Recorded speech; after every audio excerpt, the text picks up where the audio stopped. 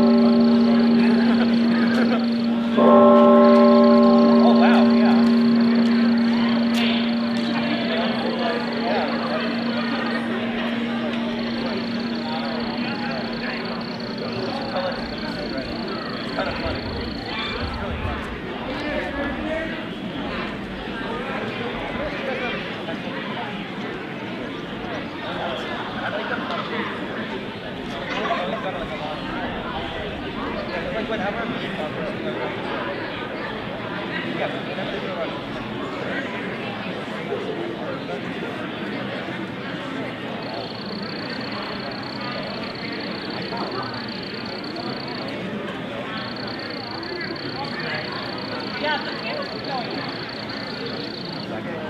The chimney's on, yeah.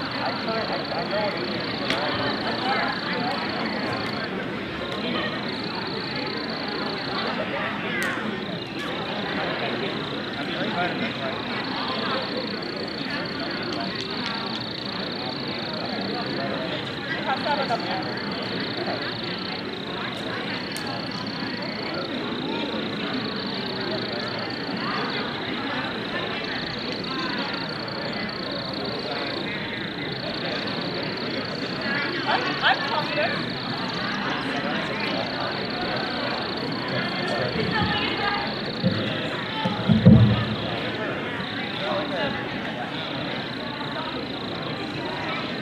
Welcome. Good evening. Hope you all are well after a wonderful weekend together. Thank you for all who participated in our vestry movie night last night. We really appreciated that. And Zoe, do we have a number? $547 were raised for UNICEF last night. Thank you all so much. So welcome to our Earth Day Chapel at the end of a wonderful and glorious Earth Week. And tonight, as we come together, we want to make sure that we honor the indigenous peoples whose land it was long before St. Andrews occupied it. And indeed, we give gratitude, as Arthur did this morning, for trees, oceans, the ground, and oxygen. And most of all today, as we gather together, we pray for you, all of you who speak up for tomorrow's world, who speak out for the Earth's forests and their people, who plant trees again to renew the soil, who seek to share the land with those who need it. And we come together in that spirit of sharing and renewal.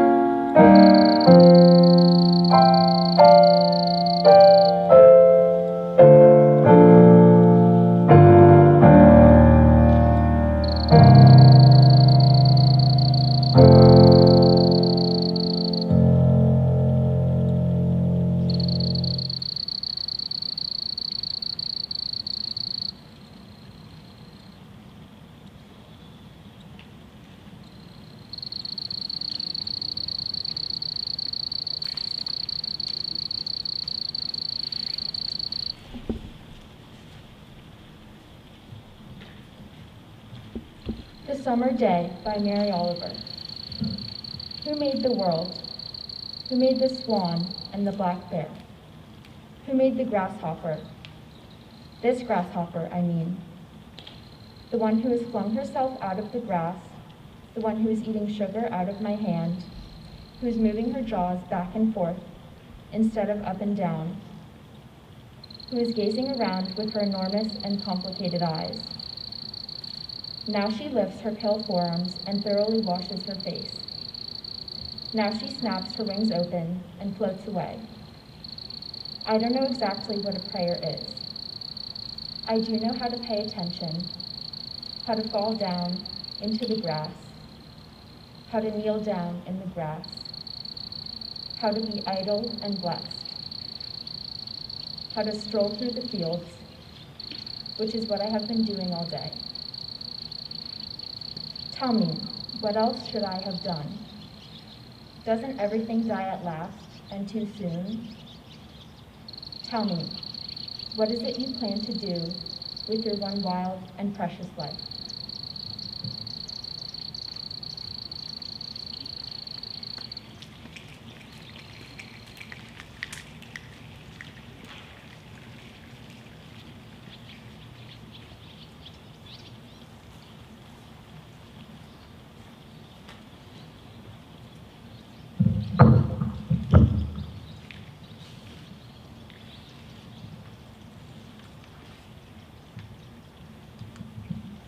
Hello, everyone.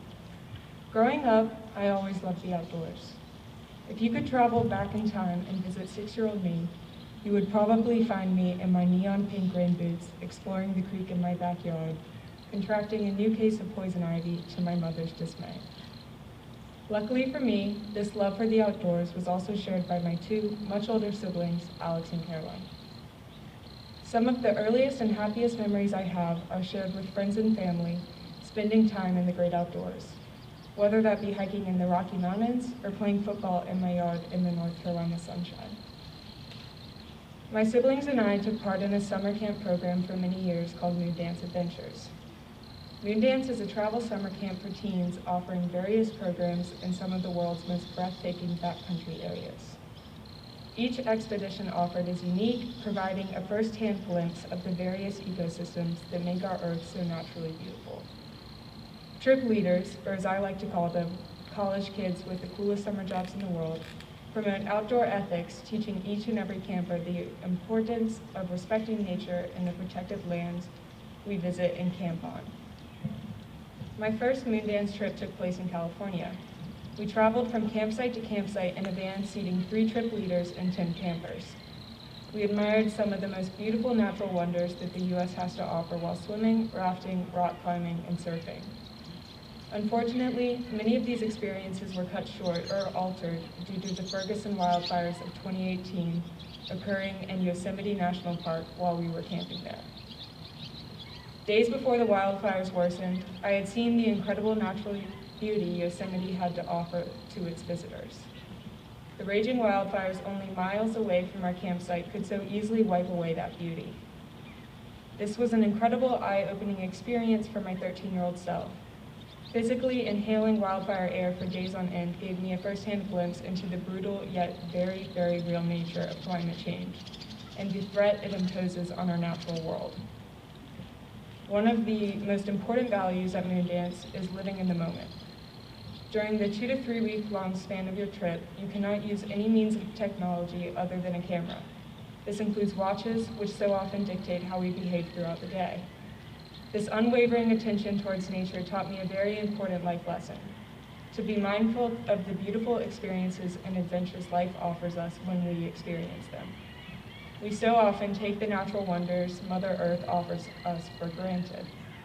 Unfortunately, climate change poses a very real threat upon these natural wonders and the possibility for later generations to enjoy them. This is why it is of the utmost importance that we change our mindset and actions that we take regarding climate change. Thank you.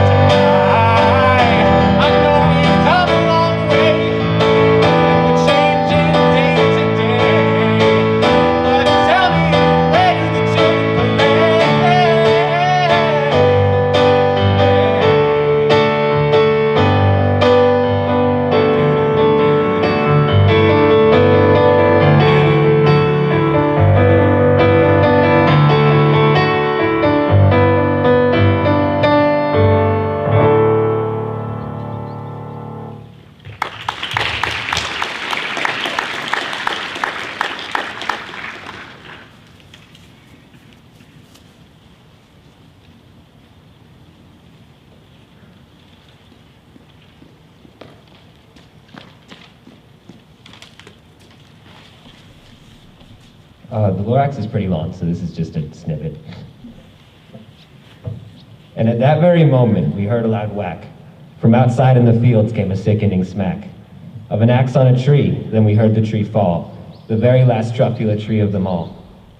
Now all that was left, neath the bad-smelling sky, was my big empty factory, the Lorax and I. The Lorax said nothing, just gave me a glance. Just gave me a very sad, sad backwards glance, as he lifted himself by the seat of his pants. And I'll never forget the grim look on his face, when he hoisted himself and took leave of this place, through a hole in the smog without leaving a trace. And all that the Lorax left here in this mess was a small pile of rocks with just with just one word, unless. Whatever that meant, well, I just couldn't guess. But that was long ago, but each since that day, I've sat here and worried away. Through the years, while my buildings have fallen apart, I've worried about it with all of my heart. But now that you're here, the word of the Lorax seems perfectly clear. Unless someone like you cares a whole awful lot, nothing's gonna get better. It's not. Thank you.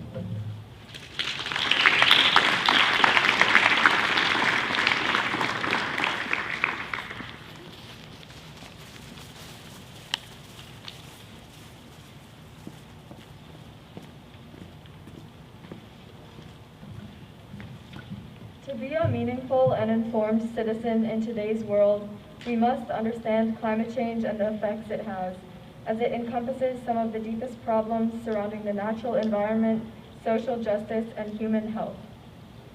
It's incredibly important to talk about how climate change and pollution is impacting our natural world, causing a shortage of water, disrupting ecosystems, polluting air, and causing wildfires across most continents.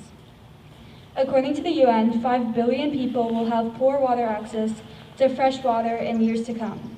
5 billion. It's hard to wrap my mind around how big of a number that is. Just think about how we are constantly taking our easy access of water here on campus for granted. The Great Pacific Garbage Patch, a mass of plastic twice the size of Texas, floating freely in the Pacific Ocean, is rarely talked about. It is one of 3 massive patches of garbage floating in our oceans.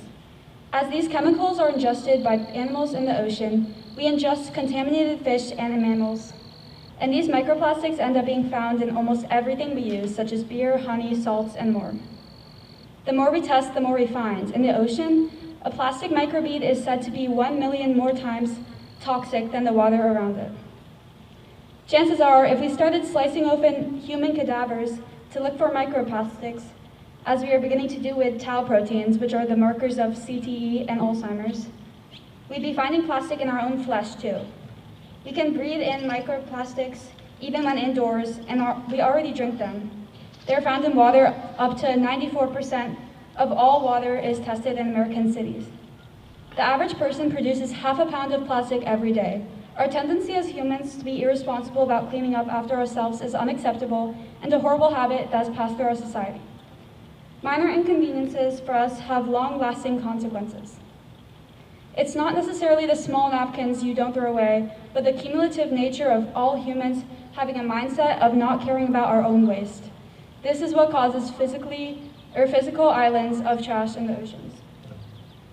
The impacts of climate change for humans is also extensive. As temperatures rise and corals bleach, billions of jobs surrounding tourism will be lost. As ecosystems die out from extreme warming, industries like fishing are also deeply affected. When I lived in the Philippines, the community I lived in relied on tourism for their livelihoods and stable water levels for their houses to remain intact. Since living there, I have learned of the fear of sudden job loss, water rising due to their house levels, and anticipating an even further water shortage than what they've been experiencing. These are real-world, threatened lives of humans because of inaction on climate change. Thus, to be an advocate for climate change is to be driven by empathy, to be frustrated at the injustices in our world, and to take action on behalf of people who are suffering, and to understand that eventually these life-changing impacts will reach us. If we are to be a school that is deeply dedicated to the matters of social justice, equity, and advocacy, we cannot be until we decide to understand how climate change emphasizes racial disparities in our country. The issue of climate effects harming poorer communities is not a faraway concept.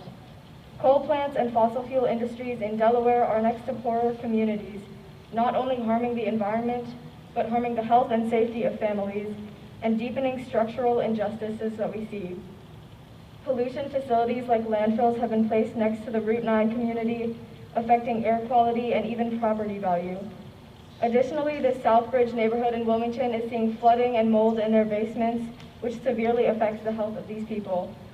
Alaire and I recently listened to a recording of one woman in Wilmington talking about how pollution facilities continue to be placed in Black neighborhoods and how her family is getting cancer from the air quality.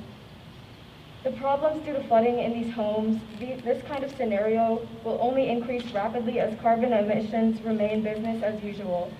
And these poor communities do not have the money nor resources to fix these structural or health problems. Young people in Delaware and the world are and need to be attending meetings on these discussions, listening to the voices of these communities, and advocating to whoever we can. We need to be looking to not only avoid the natural disaster climate change is bringing, but also to dedicate our power to understanding the complexities and the ties that climate change has with fundamental injustices in our community. Above all, what we want you to grasp from what we've said is to care.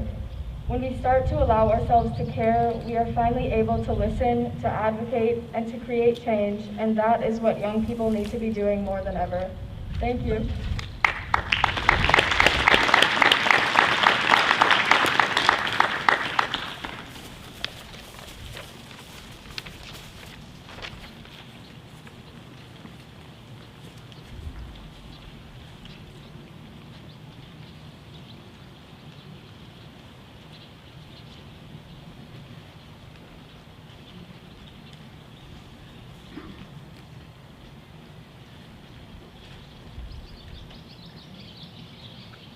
I began reading this book a couple weeks ago called The Reef, A Passion of History. In it, Ian McCallan explores the Great Barrier Reef through human encounters, starting at Captain Cook's accidental discovery all the way to Charlie Veron's conservation efforts. Through these accounts, I learned about the science behind the reef, as well as the native peoples who depend on it. Enticed by my fellow environmentalist descriptions, I eagerly turned to the internet, hoping to find current information, pictures, and perhaps some affordable flights to Australia. But when I typed in the words Great Barrier Reef, I was greeted by page after page of articles discussing the tremendous depletion of the coral, instead of the vibrant illustrations beckoning me to its waters that I had so hoped for. According to most sites, the ecosystem had been facing dramatic bleaching due to climate change. Rising water temperatures disrupt the symbiotic relationship shared by coral and zooxanthellae, a type of algae. This leaves the coral vulnerable and easily destroyed. And while some of the reef was still just as spectacular as Cook described it, the majority of the image Google provided showed uninviting swaths of stark, lifeless corals. It seemed to me that it was too late, that my chance to experience this incredible phenomenon had been missed by several decades. The worst part was that this disappointment was not a new feeling for me. When I first began my journey into environmentalism around 5th grade, I was quickly met with an overwhelming sense of discouragement. According to scientific data, global warming was heightening natural disasters. Tremendous amounts of pollution were circulating through our oceans, and there was nothing I could do about it. Essentially, we were doomed. More and more of the beaches, forests, and deserts previously untouched by human greed seemingly became tarnished each time I refreshed the National Geographic page. It was easy to submit to resignation, to accept that there was no point in pursuing natural experiences, like a trip to the Great Barrier Reef, any longer. It is also easy to apply this reasoning when considering current conservation efforts. After all, how could my small contributions fix the entire planet? And while this defeatist mindset is still easy to fall under, especially when researching online, I challenge you all to think of our campus. Consider the vibrance of the lake on a clear day. the ceaseless calling of birds and frogs in the evenings, the proud knotted trees surrounding founders that have seen generations of St. Andrians through their journey here. It certainly seems as though we aren't too late to enjoy this beautiful land.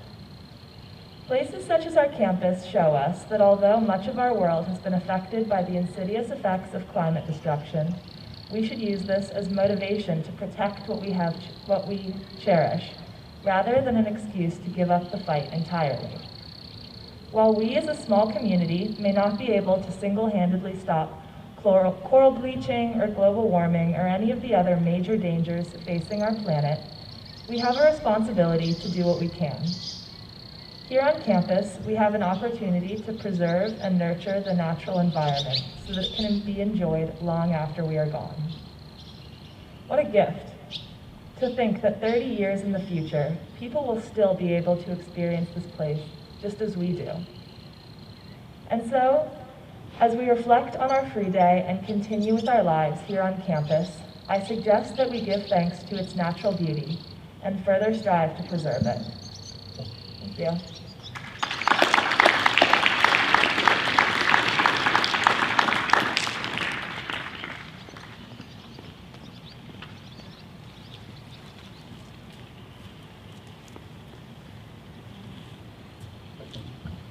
Letter to someone living 50 years from now. Most likely, you think we hated the elephant, the golden toad, the thylacine, and all variations of whale harpooned or hacked into extinction. It must seem like we sought to leave you nothing but benzene, mercury, the stomachs of seagulls rippled with jet fuel and plastic. You probably doubt that we're capable of joy, but I assure you we were. We still had the night sky back then. And like our ancestors, we admired its illuminated doodles of scorpion outlines and upside-down ladles. Absolutely, there were some forests left. Absolutely, we still had some lakes. I'm saying it wasn't all lead paint and sulfur dioxide. There were bees back then, and they pollinated a euphoria of flowers so we might contemplate the great mysteries and finally ask, hey guys, what's transcendence? And then all the bees were dead.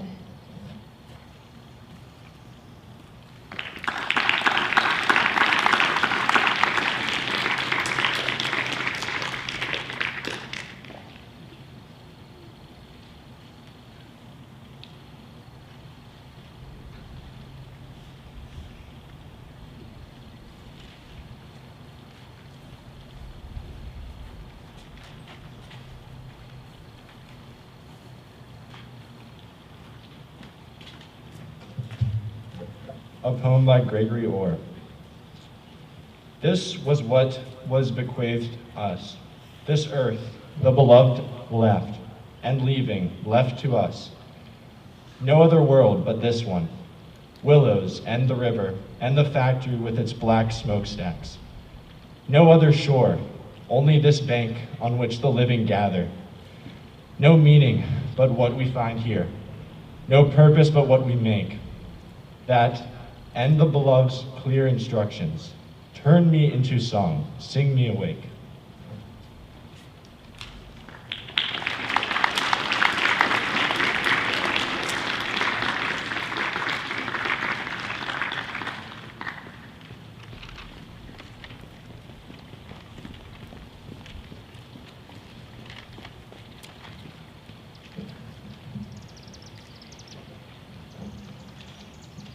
Canticle of the Three Youths. Bless the Lord, all you works of the Lord. Praise and exalt him above all forever. Angels of the Lord, bless the Lord. You heavens, bless the Lord. All you waters above the heavens, bless the Lord. All you hosts of the Lord, bless the Lord. Sun and moon, bless the Lord. Stars of heaven, bless the Lord. Every shower and dew, bless the Lord. All you winds, bless the Lord. Fire and heat, bless the Lord. Cold and chill, bless the Lord. Dew and rain, bless the Lord. Frost and chill, bless the Lord. Ice and snow, bless the Lord. Nights and days, bless the Lord. Light and darkness, bless the Lord. Lightning and clouds, bless the Lord.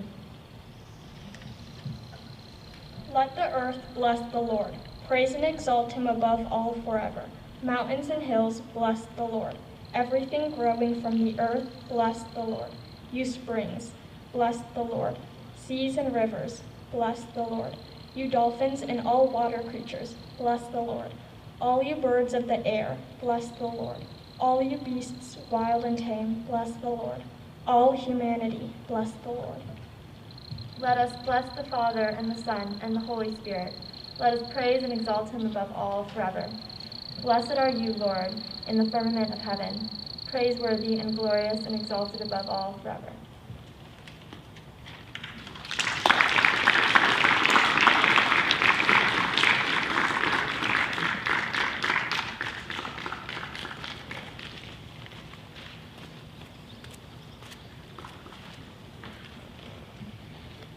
Breakage by Mary Oliver. I go down to the edge of the sea, how everything shines in the morning light. The cusp of the whelk, the broken cupwood of the clam, the opened blue mussels, moon snails, pale pink and barnacle scarred, and nothing at all whole or shut, but tattered, split, dropped by the gulls onto the gray rocks and all the moisture gone. It's like a schoolhouse of little words. Thousands of words. First you figure out what each one means by itself. The jingle, the periwinkle, the scallop, full of moonlight. Then you begin, slowly, to read the whole story.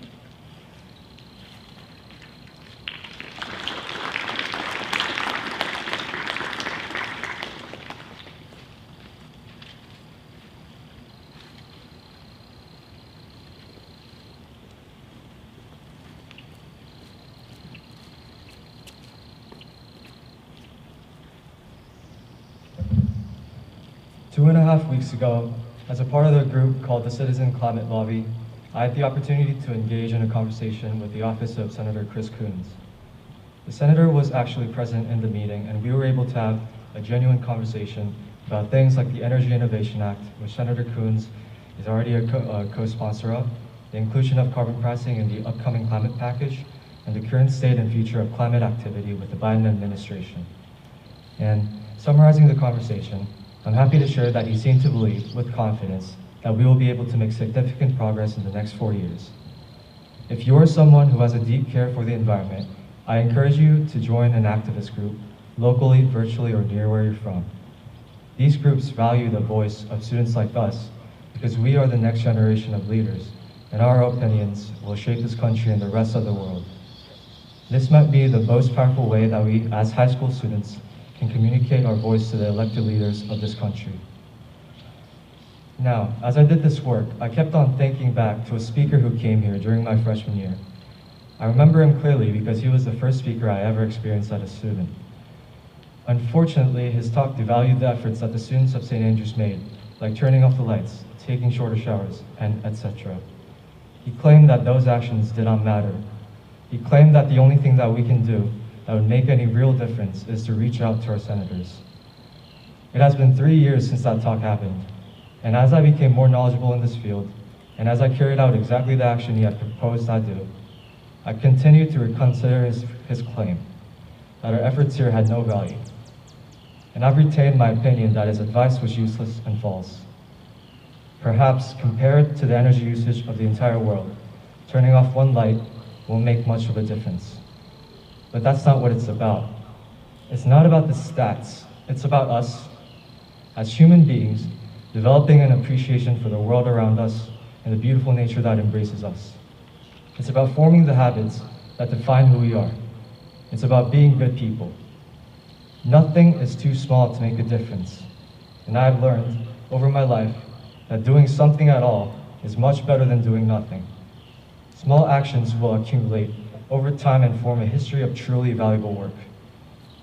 So I ask that you will make that effort to throw the plastic cup into the recycling bin. As teenagers, we have at least 50 more years to go, and a habit of recycling, of taking care of your surroundings, and of being considerate will add up to incredible amounts. And as you look back, you'll realize that you, even as a single individual, contributed immensely to healing the environment because the small things that seemed to not matter, in fact, did matter. From this day and forward, I hope that we will all choose to include at least one act of kindness and one act of appreciating the environment in our daily lives. Because that is what will help us become people that we will be proud of, and that our family and the next generation after us will be proud of.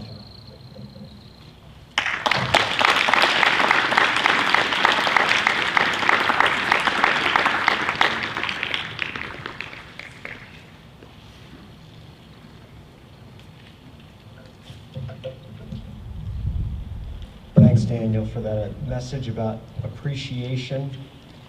And I think the appreciation of the natural surroundings that we are blessed to live in every day leads to gratitude. And from that gratitude, from that wanting to say thank you for all the blessings that we enjoy and all the resources that we are able to use, comes hope. Hope that we can fix the problem that we have. And so I would just ask today that you ask yourself, how are you doing?